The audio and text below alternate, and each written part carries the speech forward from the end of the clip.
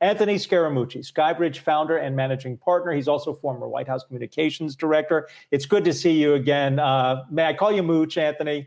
I think most people do. Mooch, I've been called a lot worse than that, as you know, Adam. So I take that as a compliment. What is the takeaway, do you think, for the voting public about this inconsistent message we're getting from doctors about the president's health?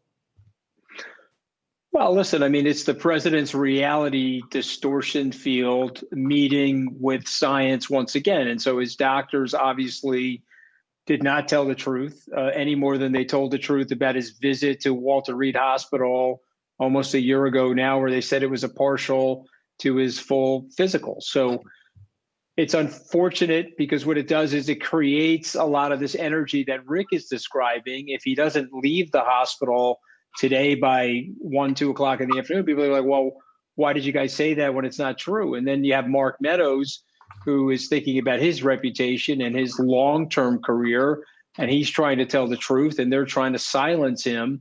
And now, of course, you have the press secretary who came down with COVID-19, and my heart goes out to her because she's got a young child at home. And so it's irresponsible stuff. The president put a tremendous amount of people in harm's way because of this reality distortion field that he wants people to abide by. It's almost like being at the lunch table with the middle school bully, and he's telling you, well, you can't sit at the lunch table with me unless you abide by my rules. And everybody at the table knows those rules are going to hurt them, but they sit there anyway. Anthony, it's Julie. It's good to see you. This has been the case for a while, right? Although now we're talking physical harm, not just necessarily reputational harm, for example. You jumped ship, so to speak, from being a supporter of the president, a little more than a year ago now, I think it was. And you have talked about that you thought he was going to go down in various ways since then. You've also, but you've been not very common in terms of Republicans no longer supporting the president. Is any of that starting to erode as people around him are getting sick? Well, when I first started speaking about how crazy President Trump actually is, a lot of the GOP said, you're a kamikaze, stop saying that. And then I said, well, you know he's crazy. Well, I know he's crazy, but he's going to win again. That was the standard operating procedure. And he was at the highest poll numbers back in July of 2019 when I disavowed my support of him. What I got wrong is I thought that there was enough smart, patriotic people in the Republican Party that would have jettisoned him as a result of that impeachment. I said to you guys back last summer, it's Trump noble. He's melting down at the core. There will either be a cleanup or a cover up. And I predicted that there would be a cleanup. I got that wrong. And a result of which now it's having devastating consequences on the Republican Party. Mitch McConnell is telling people privately that he thinks Trump is going to lose the election, but he's now just trying to figure out a way if he could hold on to the Senate. The fundraising, the donor community is completely sour and embittered. They don't even know where the money is for part of the money that they gave the campaign. So you've got people at the Congress that are upset, staff at the Congress, staff inside the White House, the Secret Service. I mean, he has created a tornado of a disaster for the American people.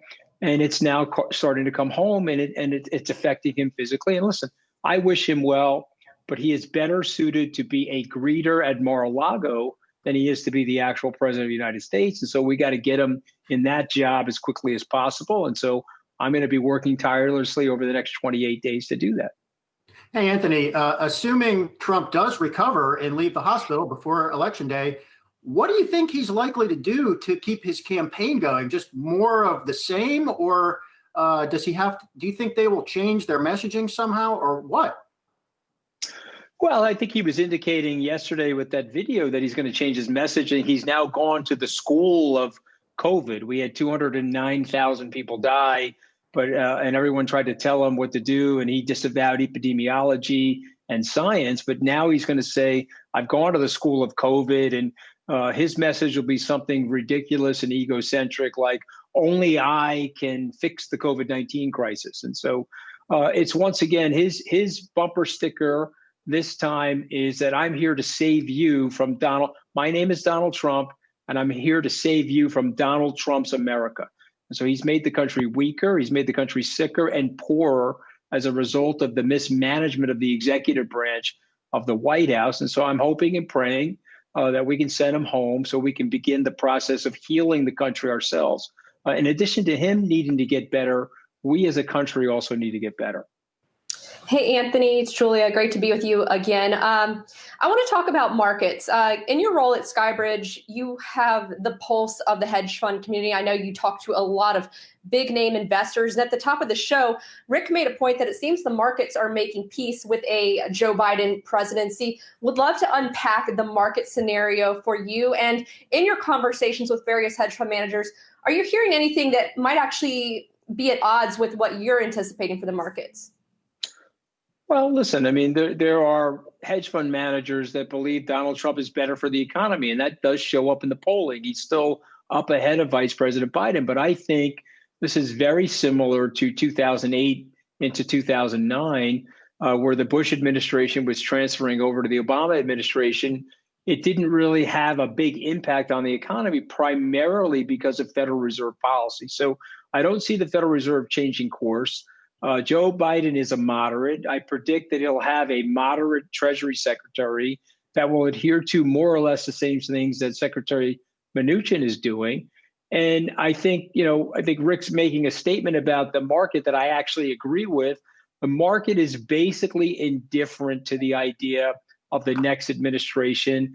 And I do think some of the smarter, more sophisticated hedge fund managers that I talk to, they believe that a return to normalcy and start of dialing off of the presidency as being in a permanent 24/7 news cycle will be good for everybody, and it'll be good long-term for the economy.